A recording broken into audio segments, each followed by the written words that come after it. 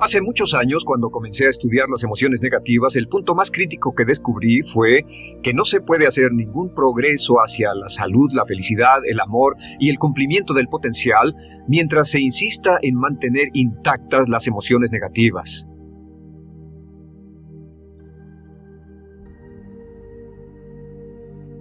Y lo único bueno de las emociones negativas, y es que tienen algo de bueno, es que las emociones negativas no son permanentes. Lo dice hasta Sigmund Freud, no hay un lugar permanente para las emociones negativas en el subconsciente. En otras palabras, son visitantes indeseados. Son hábitos negativos o patrones de respuesta negativos que pueden eliminarse, y el punto inicial para eliminarlos es entender de dónde vinieron y entender cuáles fueron los factores causales, volviendo a la niñez temprana, que desencadenó el desarrollo de las emociones negativas y nos han dado como adultos una predisposición a ser negativos de una u otra forma. Esto nos lleva al condicionamiento de la niñez temprana. Recuerden que ya dijimos que el punto inicial de los patrones de hábitos negativos compulsivos e inhibitorios era la crítica destructiva. La crítica destructiva es el gran destructor. La crítica destructiva destruye a las personas en su interior y las deja caminando en círculos por fuera. Muchas personalidades han sido minadas y destruidas, mucha autoestima ha sido puesta de lado como resultado de la crítica destructiva más que cualquier otra cosa que podamos imaginar. La crítica destructiva es el gran asesino. Ahora, ¿por qué es eso tan malo? Sabemos que los niños en sus primeros años y al ir creciendo tienen una necesidad tremenda de amor y aprobación de sus padres.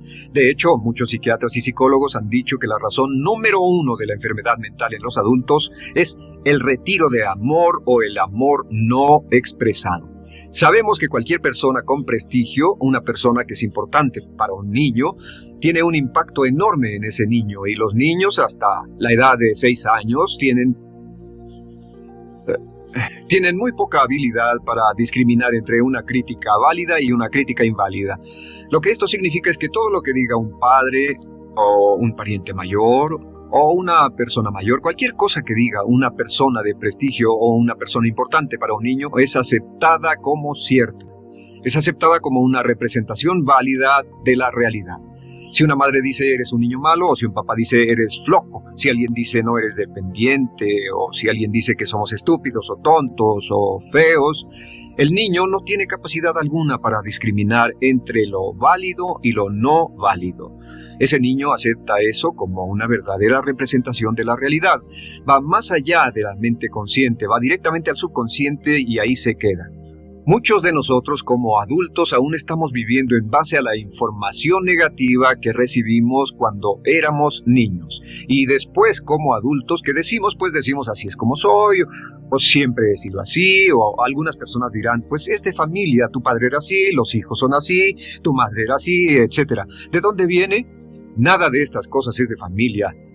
Por ejemplo, cuando estaba creciendo, mis padres habían sufrido la depresión y la depresión les produjo un impacto enorme, y cuando hablábamos de comprar algo, lo recuerdo muy bien, mis padres se ponían muy tensos y decían no podemos pagarlo, no podemos pagarlo, no podemos pagarlo, no podemos pagarlo. Tenían una mentalidad de carencia, esta mentalidad de no podemos pagarlo toda su vida. Y luego yo crecí, y aunque nunca he experimentado la depresión, y la mayoría de ustedes, 10, 20, 30, 40 años después, aún estamos diciendo, no puedo pagarlo, no puedo pagarlo, no puedo pagarlo. Aún tomamos como base esas frases críticas, esas frases emocionales que usaban nuestros padres. Tal vez sus padres les decían, como mi padre me decía a mí una y otra vez, nunca acabas lo que empiezas, nunca acabas lo que empiezas. Nunca acabas lo que empiezas. Eres un flojo, nunca acabas lo que empiezas.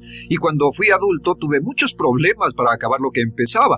Al acercarme al final de la tarea, comenzaba a sentirme ansioso y buscaba cualquier excusa por posponerla o retrasarla. El segundo factor que nos predispone a emociones negativas es la falta de amor. Sabemos que las personalidades de los niños se desarrollan al grado en que reciben una alta calidad y una alta cantidad de amor de sus padres. Existe una relación de 1 a 1 entre la cantidad de amor, la calidad de amor y una personalidad sana. Ese amor negado o la privación de amor es la causa clave de la infelicidad, la negatividad y la enfermedad mental en los adultos. Para que un niño se sienta realmente amado, El niño debe tener padres con buenos conceptos y la mayoría de nosotros tuvimos padres que fueron víctimas de sus padres, que a su vez fueron víctimas de sus padres. Un escritor famoso dice que todo el mundo es víctima de una víctima. Todos son víctimas de víctimas. Nuestros padres quisieron criarnos de la mejor forma posible, pero ellos mismos fueron víctimas de víctimas. Y para que un niño se sienta realmente amado, deben existir 3 condiciones. La condición número 1 es: los padres deben amarse a sí mismos. Los padres deben amarse a sí mismos. Recuerden, nunca le podrán dar más amor a otros que el que sienten por sí mismos. Si no se aman a sí mismos, no pueden amar a sus hijos. Si tienen un poco de amor por sí mismos, deben difundirlo en sus hijos. Si tienen poco amor por sí mismos y es absorbido por sus esposos, entonces, a veces, aunque deseen amar a sus hijos, no tienen amor que darles. Sus padres querían amarlos y en muchos casos no tenían amor para darles, y eso es porque nunca lo recibieron cuando crecieron. El segundo requisito es: los padres deben amarse mutuamente. Para que un niño crezca sintiendo confianza en sí mismo, crezca sintiéndose amado, a salvo y seguro, debe crecer en un ambiente donde los padres se amen. No hay nada que le dé más temor a un niño que crecer en un hogar donde los padres peleen entre sí, donde los padres no se amen, donde haya dificultades, porque el niño siempre tiene una tendencia, primero que nada, ser una víctima, pues al niño se le grita y se le vocifera, y entonces cree que la razón por la que mamá y papá pelean es su culpa. Ahora, una investigación interesante: como hay muchas familias de un solo padre, la investigación interesante muestra que cuando uno de los padres se va como resultado de una separación o un divorcio, los niños que quedan invariablemente están convencidos de que la razón por la que el otro padre se fue se debió a algo que él hizo. Y es importante que si un matrimonio o una relación va a terminar y uno se va a ir, que el padre que se quede les diga a los niños una y otra vez que la razón por la que la relación no funcionó no tuvo nada que ver con ellos. Solo tuvo que ver conmigo y con papá, conmigo y con mamá. No tiene nada que ver con el niño. El niño necesita oírlo muchas veces antes de que se sienta confiado y seguro. Y por supuesto, siempre es mejor que un niño sea criado por un padre que lo ama que por 2 padres que no se aman. Una tercera condición que debe cumplirse si no quiere que exista la falta de amor es que los padres deben amar al niño. Los padres deben amar al niño. Bueno, esto parece muy obvio y muy lógico. La verdad es que, y esto es lo más difícil para usted y para mí como adultos, que ni siquiera lo pensamos, que es posible que nuestros padres no nos quisieron. No porque no lo intentaran, querían amarnos y tenían la intención de hacerlo, desde luego, etcétera, etcétera, pero simplemente como tenían conflictos mutuos y problemas sin resolver con sus padres, y sufrieron la guerra y la depresión, tenían que hacer carrera y otras responsabilidades, nunca lo lograron totalmente. ¿Entienden? Esa fue la dificultad. Lo deseaban, pero nunca lo lograron. La única forma en que puede amarse a un niño es pasando una gran cantidad y calidad de tiempo con el niño. Tiempo en gran cantidad y calidad con el niño. 10 minutos al día no bastan. Los niños se consideran valiosos según el grado en que las personas más importantes en su vida pasen tiempo con ellos. Si las personas más importantes en su vida, sus padres, solo pasan poco tiempo con ellos, los niños concluyen que la razón para ello es que tienen muchos defectos, que hay algo esencialmente malo en ellos y que por eso sus padres no pasan más tiempo con ellos. Los niños no piensan con la razón, lo hacen en forma emocional. Solo piensan: mi padre está aquí, me ama, y si no pasa tiempo conmigo, él o ella no me aman.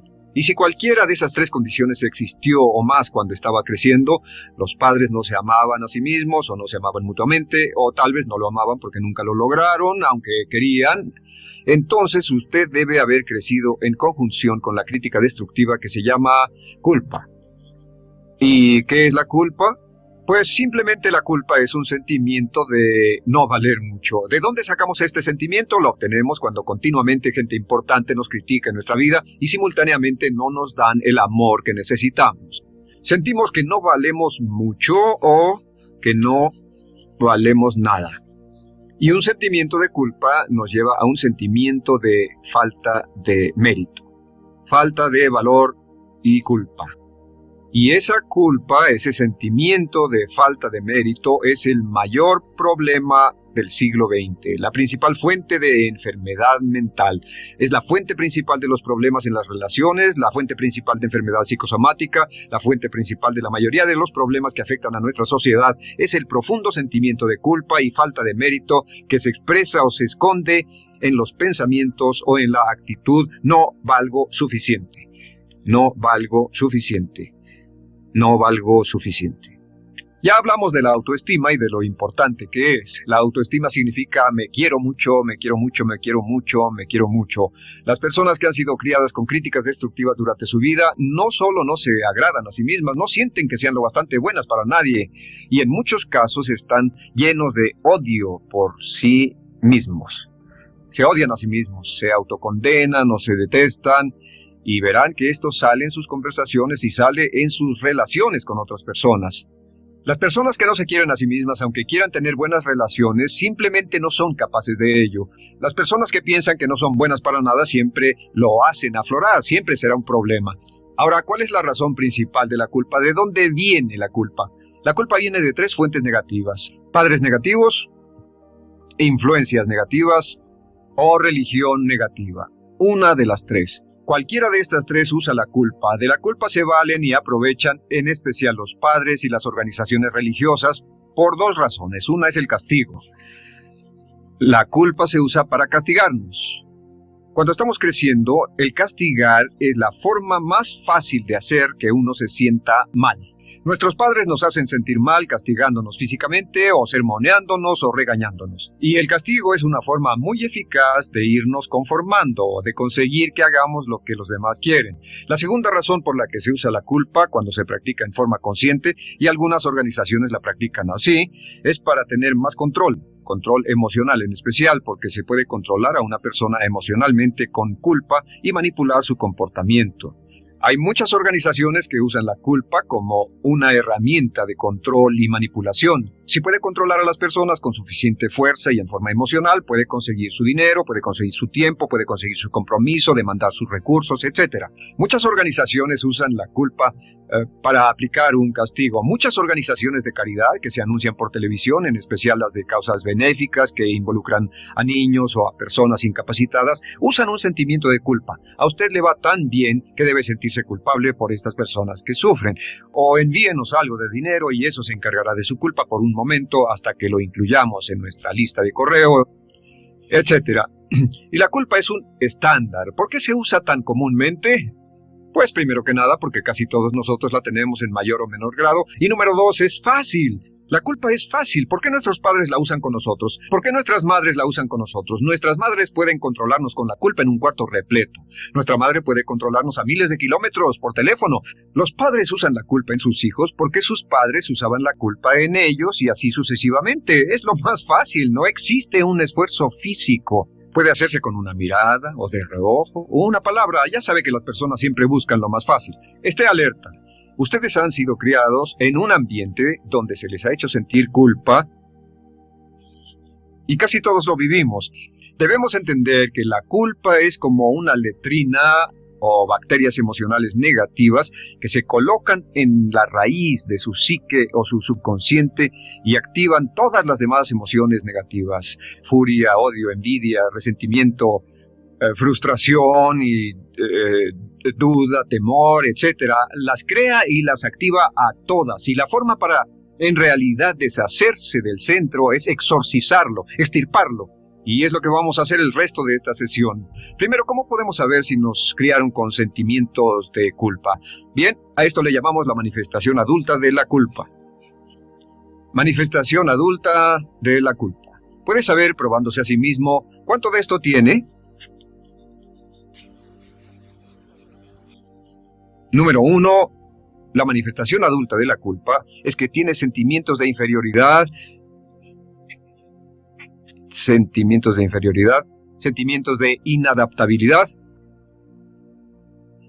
y de no merecer las cosas. No siente que merezca que le pasen cosas buenas. Si una persona ha sido criada con crítica destructiva y se le hace sentir culpa, entonces cuando logra éxito, aún con un tremendo esfuerzo, tiene una tendencia terrible de sentir que no se lo merece. A esto se le llama, por cierto, temor al éxito. El temor al éxito es solo otra forma de decir que la persona que ha estado condicionada a pensar de sí misma como poco valiosa o no lo bastante buena, se siente muy incómoda cuando experimenta el éxito. Se siente muy tensa y a disgusto. Realmente si sienten demasiada tensión comienzan a aspirar cocaína, a beber demasiado alcohol, se enredarán en comportamientos autodestructivos, tendrán una sensación tremenda de ansiedad, como si alguien fuera a descubrir algo de ellos. Hay un libro en la librería que dice, si me está yendo tan bien, ¿por qué me siento como un impostor? Tienen el llamado síndrome del impostor. ¿Alguna vez ha tenido éxito en algo y la gente ha ido a usted a decirle, vaya, hiciste un excelente trabajo, o eso es maravilloso, aunque haya sido muy duro para usted, y sintió que los demás iban a descubrir, siente como que, es decir, que iban a descubrir que realmente no es bueno, que solo fue un fraude, solo un accidente, y por supuesto es lo que dice, fue coincidencia, fue un accidente, la verdad, no sé ni cómo lo hice. Hacen todo lo posible por huir de ese sentimiento de inferioridad y de no merecer las cosas. Estén muy alertas. La segunda manifestación adulta de la culpa es la autocrítica destructiva. Hay una línea de un gran poeta que dice, aquellos a quienes se les hace mal, hacen mal a su vez. Los niños a muy temprana edad, a veces a la edad de 2 o 3 años, comienzan a menospreciarse, se desgarran, hasta se golpean y se castigan físicamente si se les critica demasiado. Siempre dicen el equivalente de no valgo suficiente o no soy muy bueno, y se castigan a sí mismos. Y la crítica destructiva es un síntoma real de un sentimiento escondido de culpa e insuficiencia. El número 3 es que fácilmente manipuladas por la culpa, las personas pueden jalar sus cordones de culpa en forma muy simple. Realmente vemos que existen 2 tipos de personas en el mundo, los lanzadores de culpa y los receptores de culpa. Invariablemente, estas personas se atraen mutuamente. Y por supuesto el lanzador de culpa es la persona que se identifica con el padre que lanzó la culpa y el receptor es la persona que se identifica con el que atrapó la culpa. Pero los lanzadores y los receptores de culpa se unen, se equilibran perfectamente, se establecen y forman una nueva generación de lanzadores y receptores de culpa.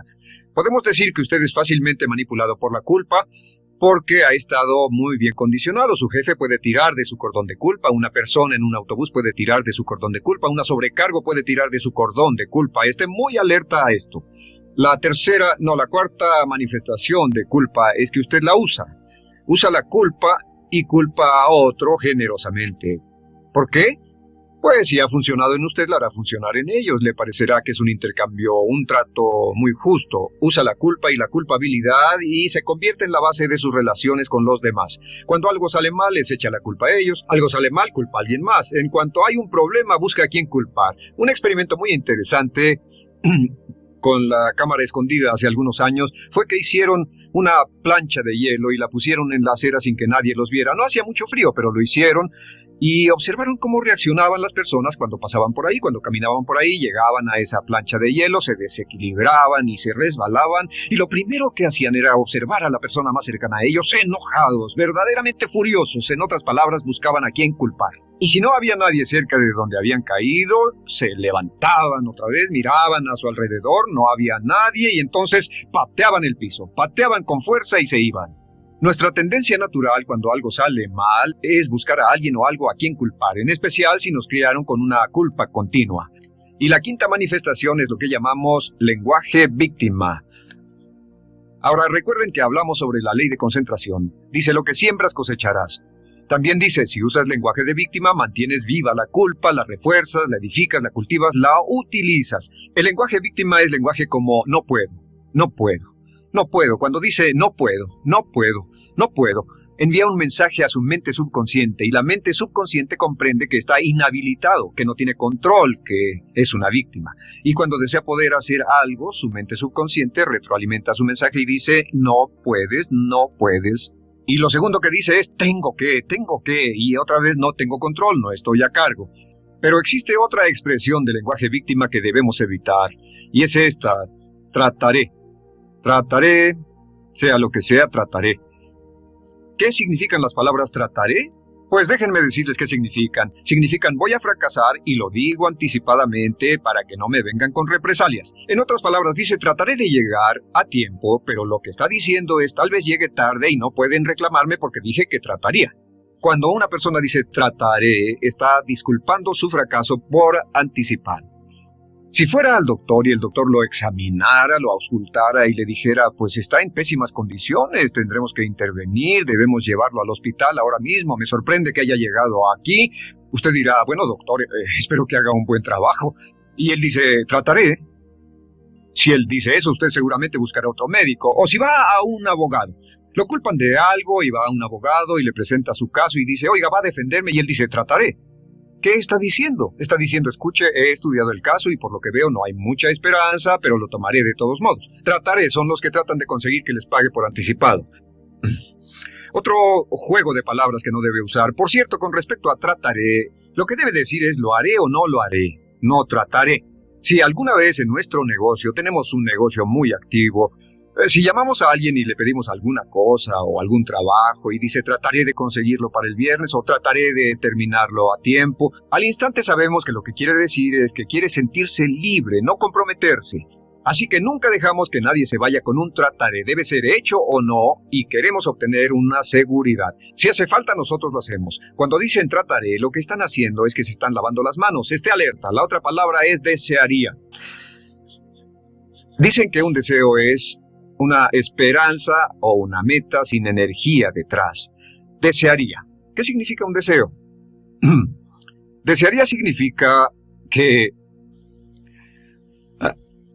me gustaría tener algo, pero sé que nunca lo podré tener. Cuando dice desearía bajar de peso, ¿qué significa? Las palabras no dichas son, pero sé que no puedo. ¿Por qué no? Por las excusas que tiene y el metabolismo que tiene y los problemas, etcétera. Siempre hay razones por qué debe salir, etcétera. Desearía dejar de fumar, desearía estar en forma. Desearía. Cuando usa la palabra desearía, le muestra al subconsciente que esto es algo que no cree que le sea posible lograr o adquirir. Entonces el subconsciente descarta completamente esto como meta y no le da energía, ni motivación, ni impulso, ni deseo de lograrlo. Así que esté muy alerta al lenguaje víctima. Esté alerta a la expresión sí, pero. O lo haría, sí, pero. Alguien le dice, haga esto, y usted dice, sí, pero. La palabra pero, por cierto, es el gran borrador. Si una persona le dice, podría incrementar sus ingresos o incrementar sus rendimientos, ser una persona mejor o más feliz o bajar de peso o lo que sea, no importa, y usted dice sí, pero, lo que está diciendo es que está borrando toda la aseveración que ha dicho antes. Manda un mensaje a su subconsciente que dice, no hay posibilidad, y no hace esfuerzo, no otorga energía, no ejerce capacidad alguna hacia el logro de esa meta. Y las personas que han sido criadas con culpa tienen 5 cualidades o 5 manifestaciones de adultos. Una es que se sienten inferiores, se sienten inadecuadas, sienten que no merecen que les pasen cosas buenas. Estén muy alertas a eso.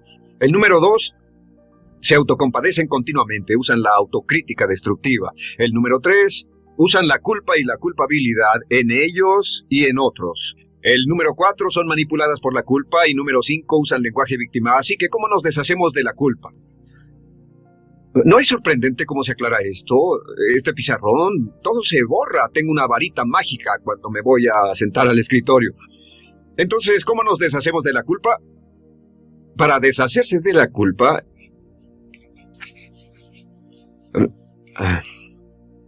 este es el proceso. Tiene algunos pasos importantes. Número 1, el primero de la lista, elimine la autocrítica. Elimine la crítica autodestructiva. En otras palabras, nunca diga nada destructivamente crítico de usted mismo. No lo diga. Esta es la regla básica. El subconsciente acepta lo que diga usted como cierto, como un mandato. Así que no diga nada de sí mismo que no desee sinceramente que sea cierto. No diga estoy cansado, estoy gordo. No diga no puedo o debo. No diga nada a menos que quiera que sea cierto. Las palabras que van después de la palabra yo son las palabras que su subconsciente registra como mandatos, excepto cuando dice yo desearía o lo intentaré. Así que elimine la crítica destructiva. Siempre hable en términos positivos sobre usted. Me gusta mi persona, puedo hacerlo, lo haré, escogí hacerlo, pero nunca diga no, no puedo. Número 2 es no dejarse manejar por la culpa. Rehúse ser manejado por la culpa. Porque cada vez que le permita a alguien que lo manipule por la culpa, ¿sabe qué pasa? Refuerza y hace más poderoso el efecto de la influencia de la culpa en su vida. Cuando yo crecí, debo decir que yo crecí en una familia que estaba muy influenciada por la religión negativa. Realmente mi madre, Dios la bendiga, tenía un cinturón negro en el pecado e hizo un trabajo verdaderamente soberbio en ello.